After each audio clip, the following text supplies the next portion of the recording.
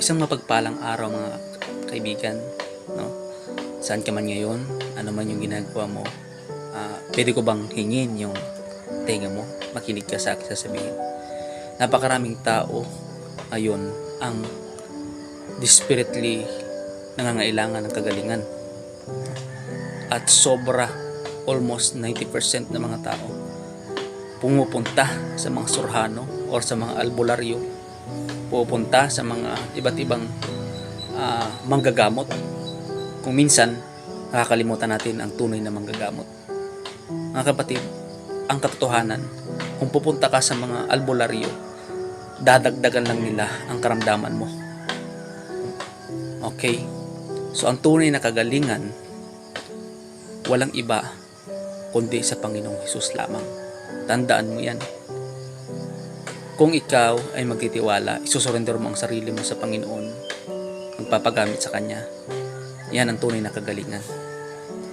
Okay? Kung pupunta ka sa Panginoon upang pagalingin lang pisikal na kalagayan mo, huwag ka na lang pumunta. Ang kailangan ng Panginoon, yung may sinsirong puso na gustong gumaling sa kanyang karamdaman at magpagamit sa Panginoon.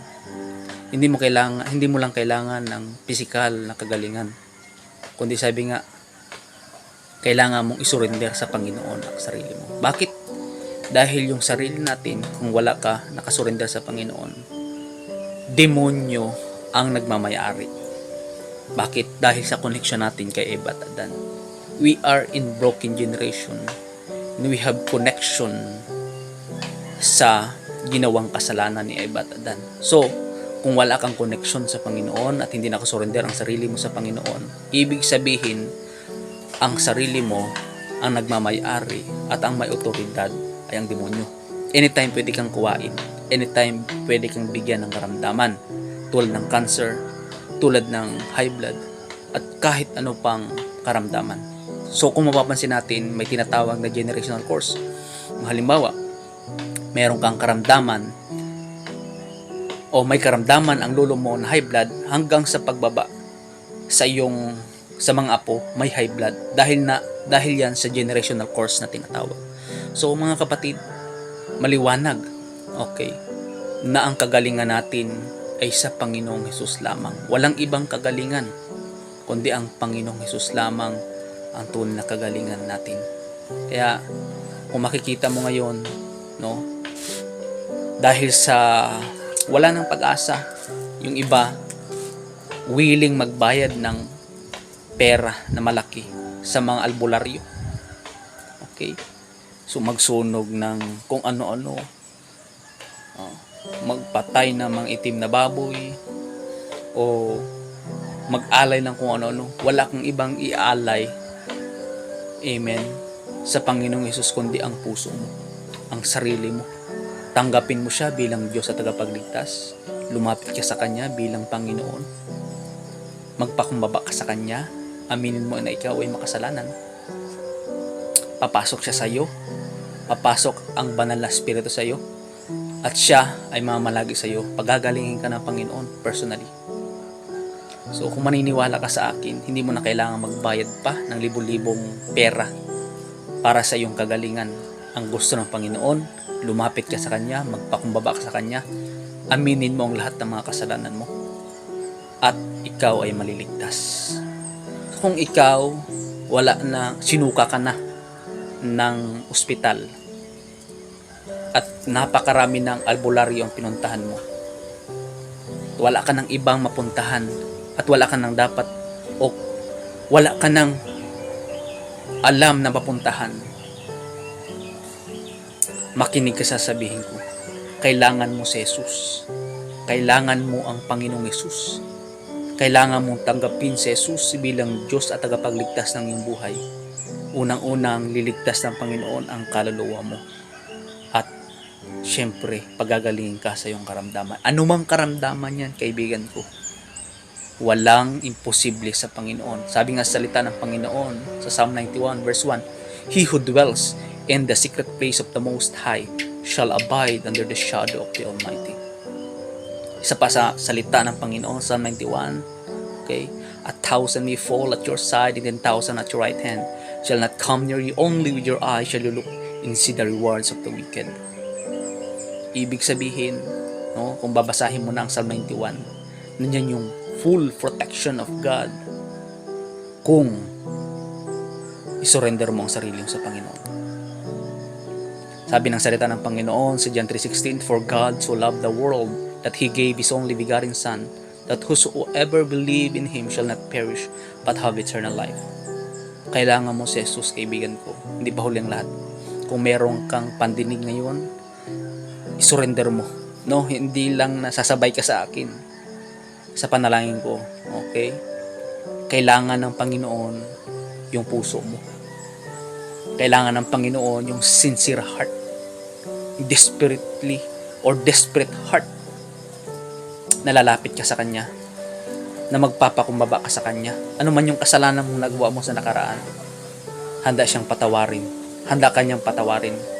1 John 1:9, that if we confess our sin, He is faithful and just to forgive us and to cleanse us in our transgression.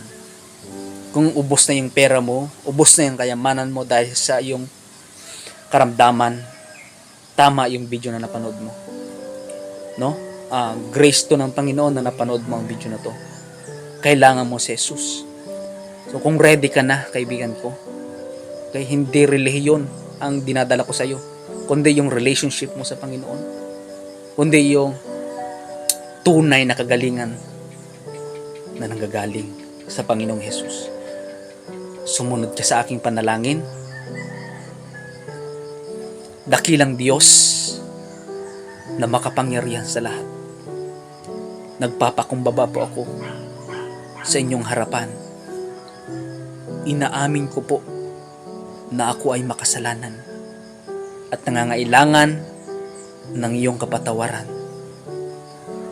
Naniniwala po ako na ang Panginoong Jesus ay ipinako sa krus ng Kalbaryo, namatay at muling nabuhay para sa aking mga kasalanan. Tinatanggap ko po ang Panginoong Jesus bilang Diyos at tagapagligtas ng aking buhay. Pinapatawad ko po ang lahat ng mga tao na nakasala sa akin. Patawarin niyo rin po ako sa lahat ng kasalanan na aking nagawa. Si Jesus na po ang maghari sa akin mula ngayon at magpakailanman.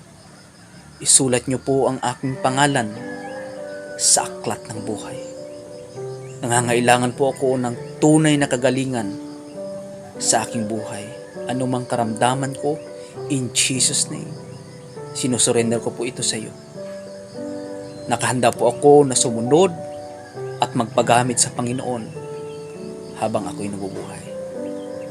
Amen. So kung sumunod ka sa panalangin ko, kaibigan, natanggap mo yung tunay na kagalingan, hindi lang sa yung physical, kundi sa yung spiritual na kalagayan. So kung naranasan mo ang tunay na kagalingan, magpatuloy ka. Ang kailangan ng Panginoon yung nagpapatuloy, nagpapagamit. Magpagamit ka. I-testify mo yung kabutihan ng Panginoon na naranasan mo. Hindi pa huli ang lahat. You are precious in God's eye. Precious ka. No, mahalaga ka sa Panginoon. Namatay ang Panginoong Yesus para sa iyo, para sa akin, at para sa ating lahat. So, ako lang mananalangin sa iyo. Taas mo yung kamay. Ipikit mo yung mata. Dakilang Diyos na makapangyarihan sa lahat, lumalapit po ako sa aking kapatid. Salamat. Hindi aksidente na napanood niyo ito. I pray for complete healing in her or his life. Ano man ang karamdaman na yan, Panginoon ko, walang kapangyarihan yan sa iyong pangalan. In the name of Jesus Christ, I declare complete healing. In Jesus' name, let the visitation of ministering angel heal him or her, Panginoon. Alam ko, Panginoon, nakita mo ang kanyang naranasan ngayon. And I pray for your divine healing and mercy through our Lord Jesus Christ of Nazareth. Thank you, Lord, for your grace. Salamat, Panginoon, sa kagalingan. Ikaw, Panginoon, ang nakakita ng kanyang sitwasyon, I speak long and satisfied life sa kabuhi niya. I speak life, Lord God. Panginoon, I rebuke the premature death in her or his life, O Lord God. Salamat, Panginoon. You will extend her or his life, Panginoon. Salamat, Panginoon ko. Encounter her or him, Panginoon. Salamat, Panginoon, na sinurrender niya ang kanyang buhay sa iyo. In Jesus' name, Amen. Kaibigan, hindi pa uli ang lahat. Mahalaga ka sa Panginoon. Namatay si Jesus para sa iyo, para sa akin, at para sa ating lahat. Kailangan mo si Jesus. Hindi mo na kailangan magbayad pa, no? Sa kung kani-kaninong albularyo. Pumunta sa kung kani-kaninong doktor, kung isinuka ka ng doktor, no? So, ang doktor is ginagamit man niya ng Panginoon. Pero may mga time, no? Kung hindi ka na wala ka na sa ospital or nasa ospital ka man, no? Kailangan mo si Jesus, and God will heal you mightily. Have a blessed day, and God bless you in Jesus' name.